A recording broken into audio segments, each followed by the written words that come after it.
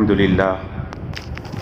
لله وكفى والسلام على عباده الذين اصطفى اما بعد فاعوذ بالله من الشيطان الرجيم بسم الله الرحمن الرحيم يا ايها الناس اتقوا ربكم الذي خلقكم من نفس واحدة وخلق منها زوجها وبث منهما رجالا كثيرا ونساء واتقوا الله الذي تساءلون به والأرحام إن الله كان عليكم رقيبا وقال النبي صلى الله تعالى عليه وسلم تنكح المرأة لأربع لمالها ولحسبها ولجمالها ولدينها فاظفر بذات الدين تربت يداك أو كما قال النبي صلى الله تعالى عليه وسلم صدق الله العظيم وصدق رسوله النبي الأمي الحبيب الكريم ونحن على ذلك لمن الشاهدين والشاكرين والحمد لله رب العالمين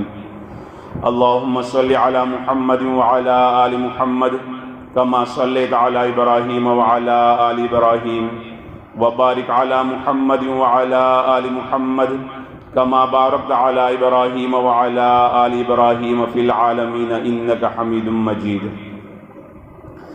قابل احترام دوستوں بزرگوں، عنوان ہمارا شادی کا چل رہا ہے معاشرتی بگاڑ اور سماجی بگاڑ ہمارا اس قدر بڑھ گیا ہے کہ آج مسلمان کو بتانا پڑتا ہے کہ اللہ رب العزت کا حکم یہ ہے اور نبی کریم صلی اللہ تعالی علیہ وسلم کا طریقہ یہ ہے۔ ہمارا سیٹ اپ، ہمارا سسٹم اتنا برباد ہو چکا ہے کہ آج انسان کے سامنے اگر مشکل ترین زندگی میں کوئی کام نظر آ رہا ہے تو پہلا کام گھر بنانا اور دوسرے نمبر پر مشکل ترین کام نکاح اور شادی کرنا، اور وہ بھی خصوصاً بیٹی کا نکاح کرنا۔ حالانکہ حضرت حکیم الاسلام قاری طیب صاحب رحمۃ اللہ علیہ کے بقول اللہ رب العزت نے نکاح اور شادی میں صرف دو ہی خرچ رکھے ہیں، ایک مہر ہے اور ایک ولیمہ ہے۔ مہر بھی شوہر کے ذمے، لڑکے کے ذمے، ولیمہ بھی لڑکے کے ذمے۔ صرف یہ دو خرچ ہے، اس کے علاوہ کوئی خرچ نہیں ہے۔ لیکن ہمارے سماج میں اس قدر رواجات ہیں کہ مستقل ہر فنکشن میں کتنا خرچ ہو رہا ہے ہم اچھی طرح جانتے ہیں۔ ان رواجات نے ہماری کمر توڑ رکھی ہے۔ پہلے بہت سارے نکاح کرنا آسان تھا، آج ایک نکاح کرنا مشکل ہو رہا ہے۔ خرچے اتنے بڑھ گئے، اب آمدنی اتنی ہے نہیں، انکم اتنی ہے نہیں، تو کیا کرو بھائی، لون پر پیسے لے لو، قرض پر پیسے لے لو، لیکن کھلانا تو پڑے گا۔ شادی میں یہ رواج تو کرنے پڑیں گے۔ میر تقی میر شاعر گزرا ہے،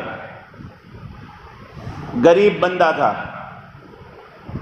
بیٹی ایک ہی بیٹی تھی، اب رواجات ہر جگہ تھے، لہذا باپ نے اپنی بیٹی کا نکاح قرض لے کر کیا۔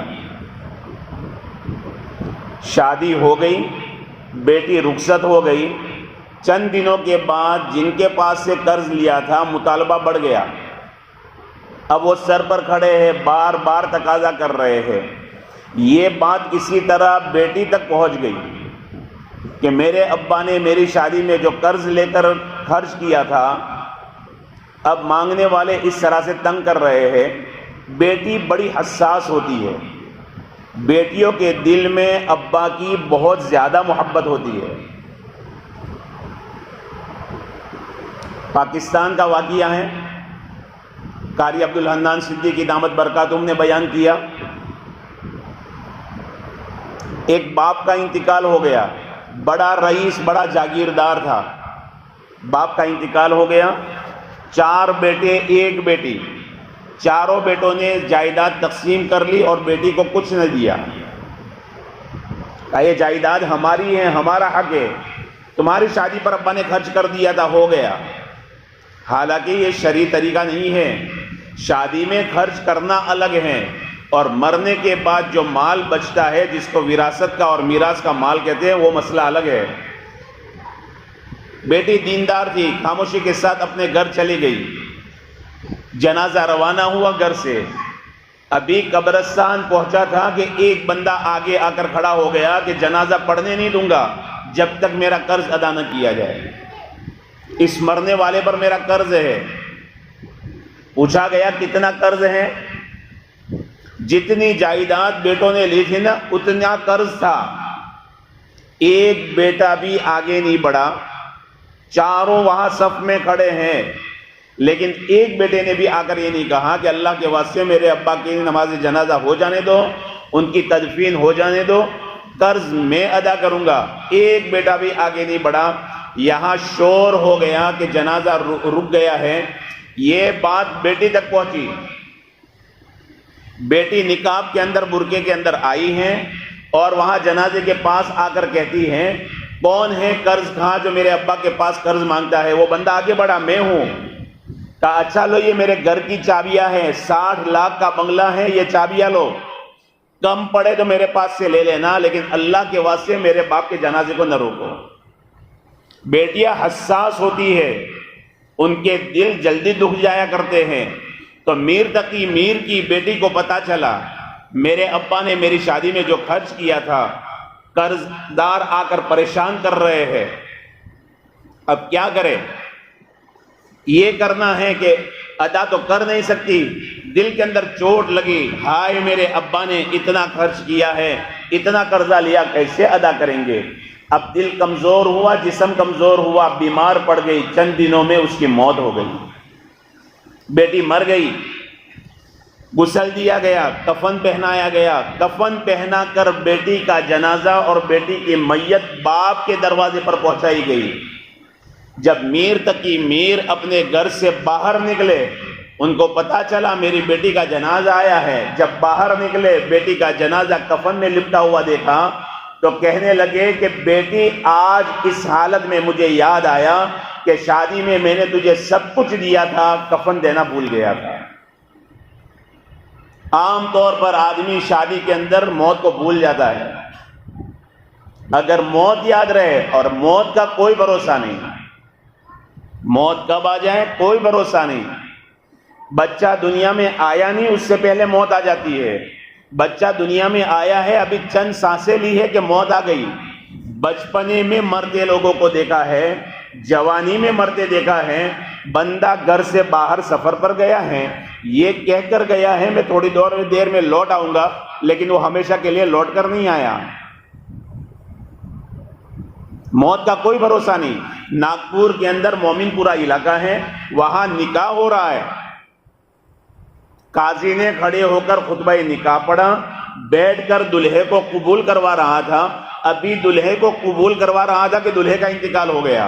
موت اس کا بھی انتظار نہیں کرتی۔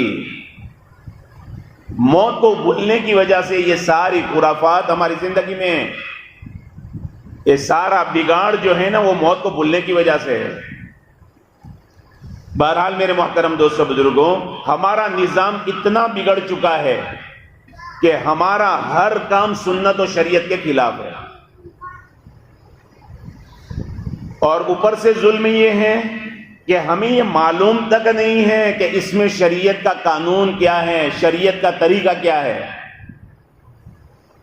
منگنی سے لے کر رخصتی تک رواجات ڈھیر سارے ملیں گے، سنتیں، ہمیں یہ تک نہیں معلوم کہ شادی اور نکاح کی کتنی سنتیں ہیں، کتنے فرائض ہیں، کتنے واجبات ہیں، ہمیں یہ بھی نہیں معلوم، کیونکہ ہم نے کبھی جاننے کی کوشش نہیں کی۔ ہمارے ذہنوں میں بات یہ آتی ہے ہمیں بتانے والا کوئی نہیں ملا، حالانکہ یہ غلطی ہے۔ ہماری ذمہ داری ہے فَاسْأَلُوا أَهْلَ الذِّكْرِ إِن كُنتُمْ لَا تَعْلَمُونَ۔ اللہ تعالیٰ قرآن کریم کے اندر فرماتے ہیں اگر تم نہیں جانتے تو جاننے والوں سے پوچھو۔ پتا چلا نہ جاننے والے کے ذمے ہے کہ وہ جاننے والے کے پاس جا کر پوچھیں۔ لہذا میرے محترم دوستو بزرگوں، سنت و شریعت کی طرف آئے تاکہ ہمارے گھر کے اندر سکون آئے، نظام پورا بگڑا ہوا ہے، عالم پر نگاہ ڈالیے۔ جب مسلمانوں نے نکاح کو مشکل کر دیا تو دو چیزوں میں ایک چیز مشکل ہو گئی، نکاح کرنا زندگی کا مشکل ترین کام۔ اب وہ ماحول دیکھتے دیکھتے، گھریلو جھگڑے دیکھتے دیکھتے جوان بچوں کے ذہنوں میں یہ بات، حتیٰ کہ ان کی زبان پر یہ بات آتی ہے، ارے یار ہم تو شادی نہیں کریں گے۔ حالانکہ شادی سنت ہے۔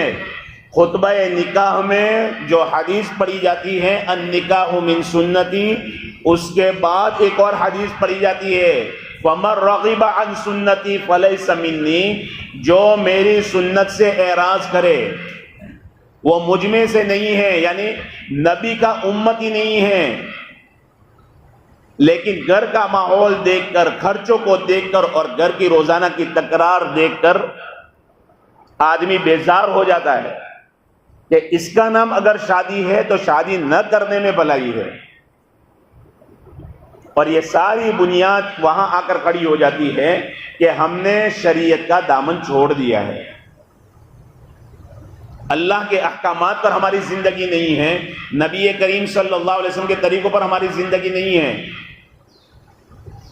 امام ابو الاسود جویری رحمۃ اللہ علیہ، یہ نحو، فن نحو ہے، اس کے بانی ہیں، حضرت علی رضی اللہ تعالیٰ عنہ کے شاگرد ہے، اپنے بچوں سے فرمانے لگے میرے بیٹوں، میں نے تم پر تمہارے پیدا ہونے سے پہلے احسان کیا ہے، تمہارے پیدا ہونے سے پہلے تم پر احسان کیا ہے۔ بچوں کو بات سمجھ میں نہ آئی، بچوں نے پوچھا ابا جان کیسے؟ باپ نے کہا جب میں تمہاری ماں کا انتخاب کر رہا تھا، یعنی لڑکی دیکھ رہا تھا، تو میں نے اس نظر سے لڑکی نہیں دیکھی کہ میری بیوی ایسی ہونی چاہیے ویسی ہونی چاہیے، بلکہ میں نے اس نظریے کو سامنے رکھا کہ میرے بچوں کی ماں ایسی ہونی چاہیے۔ حضرت امام شافعی رحمۃ اللہ علیہ کی شادی ہو گئی، 30 سال کے بعد دوست بیٹھے ہوئے ہیں، باتوں پر بات نکلی، ہر ایک نے اپنی بیوی کے نقص بیان کیے، میری بیوی ایسی، میری بیوی ایسی۔ حضرت امام شافعی رحمۃ اللہ علیہ بالکل خاموش ہیں۔ دوستوں نے پوچھا کہ حضرت آپ کچھ نہیں بولتے؟ کہا 30 سال ہو گئے میرے گھر میں کبھی جھگڑا نہیں ہوا۔ ہم کیا سمجھیں گے ایسا کیسے ہو سکتا ہے؟ 30 سال میں کبھی جھگڑا نہیں ہوا۔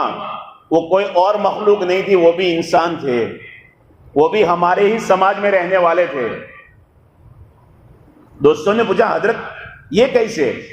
تو امام شافعی رحمۃ اللہ علیہ نے فرمایا میری شادی ہوئی، نکاح ہوا، پہلی رات جب میں گھر میں داخل ہوا، دلہن کے کمرے میں داخل ہوا، سلام دعا کے بعد میری بیوی نے مجھ سے پہلا سوال کیا کہ حضرت دیکھیے آپ الگ خاندان کے ہیں، میں الگ خاندان کی ہوں، میرا مزاج الگ ہے، آپ کا مزاج الگ ہے، آپ مجھے اپنی پسند ناپسند بتا دیجئے تاکہ میں کبھی آپ کی نافرمانی نہ کر سکوں، کوئی ایسی حرکت مجھ سے صادر نہ ہو کہ جس سے آپ کا دل دکھے اور آپ کو ناراضی ہو۔ کہ میں نے پہلے دن بتا دیا تھا، وہ دن اور آج کا دن میری بیوی سے کبھی کوئی ایسی بات ظاہر ہی نہیں ہوئی کہ جس سے مجھے ناراضگی ہوئی ہو۔ امام فخر الدین الرازی شافعی رحمۃ اللہ علیہ کی خدمت میں ایک بندہ آیا، آ کر کہنے لگا کہ حضرت میں اپنی بیوی کو طلاق دینا چاہتا ہوں۔ پوچھا بھائی کیوں؟ کہا اصل میں شادی سے پہلے وہ عیب چھپایا تھا، شادی کے بعد پتا چلا کہ میری بیوی لنگڑی ہے، میری بیوی لنگڑی ہے۔ امام راضی رحمۃ اللہ علیہ نے فرمایا بھائی اگر بیوی کے ساتھ ریس لگانی ہے تو طلاق دے دو، کیونکہ ریس میں لنگڑا گھوڑا نہیں چلتا، لیکن اگر نکاح اس لیے کیا ہے تاکہ بیوی سے تم راحت اور سکون پا سکو، تو سکون تو اندھی اور گونگی بیوی سے بھی مل جایا کرتا ہے۔ عیب کس کے اندر نہیں ہے، کمیاں کس کے اندر نہیں ہیں۔ لہذا میرے محترم دوستوں بزرگوں، ضرورت اس بات کی ہے سب سے پہلے بیٹی اور بیٹے کے لیے جو رشتہ منتخب کریں، رشتے کا انتخاب کریں، وہاں سے لے کر رخصتی تک شریعت نے ہم کو کیا سکھایا، یہ سب سے پہلے جاننے کی ہمیں ضرورت ہے۔ اللہ کے حبیب صلی اللہ علیہ وسلم فرماتے ہیں تنکح المرأة لأربعین، عورت سے جو نکاح کیا جاتا ہے نا، 4 بنیادوں میں سے کسی ایک بنیاد کی وجہ سے نکاح کیا جاتا ہے۔ آدمی 4 باتوں میں سے ایک بات دیکھتا ہے، لمالہا، اس کا مال دیکھ کر نکاح کرتا ہے، شادی کرتا ہے، مال والی ہے، مال کو دیکھ کر شادی کرتا ہے، ولی حسبہا، خاندان دیکھ کر شادی کرتا ہے، ولی جمالہا، خوبصورتی کو دیکھ کر شادی کرتا ہے، اور چوتھا جو پوائنٹ ہے اور چوتھی بنیاد ہے وہ یہ ہے ولی دینہا، دینداری کو دیکھ کر شادی کرتا ہے۔ اللہ کے حبیب صلی اللہ علیہ وسلم نے کیا فرمایا؟ 4 باتیں بیان کرنے کے بعد ارشاد فرمایا فَاظْفَرْ بِذَاتِ الدِّينِ، دینداری کو مد نظر رکھتے ہوئے نکاح کر کے تم کامیاب ہو جاؤ، دنیا کی زندگی میں بھی سکون ملے گا، آخرت کے اندر بھی اللہ رب العزت ہمیں سکون دیں گے۔ بنیاد یہ ہے، آج ہماری بنیادیں کھوکھلی ہے، اللہ معاف کریں، ہماری بنیاد خاندان ہے، برادریاں ہیں، فلاں برادری کی ملے گی تو کریں گے، فلاں برادری کی ملے گی تو ہی رشتہ ہوگا۔ اس سے بڑھ کر ظلم یہ ہے، ماموں پہلے سے کہہ دیتے ہیں بیٹی دینی ہوگی تو میرے بیٹے کو دینی ہوگی، چاچا کہہ دیتے ہیں رشتہ کرنا ہوگا تو میری بیٹی سے کرنا ہوگا۔ ایسا نہیں چلتا، بیٹے اور بیٹی کا بھی اختیار ہے۔ ایک صحابی رضی اللہ تعالیٰ عنہ نبی پاک صلی اللہ علیہ وسلم کی خدمت میں آئے، پیارے آقا میں نے ایک جگہ پیغام ڈالا ہے، منگنی کے لیے رشتہ ڈالا ہے۔